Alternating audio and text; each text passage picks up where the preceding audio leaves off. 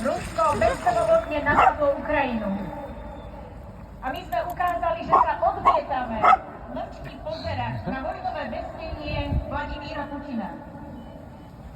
Aj týmito zhromaždeniami sme dali najavo, že stojíme pri Ukrajine.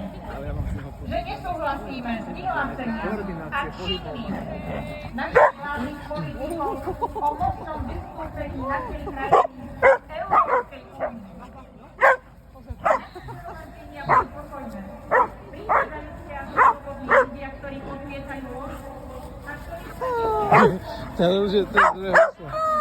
pravdu a hodnoty demokracie.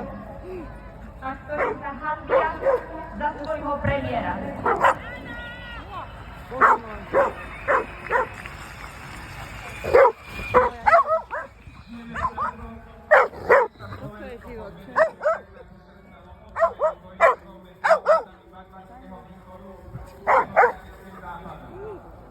Dnes, keď oslavujeme Deň Európy, je Robert Fico spolu so svojimi vernými postupmi opäť na návšteve u vojny.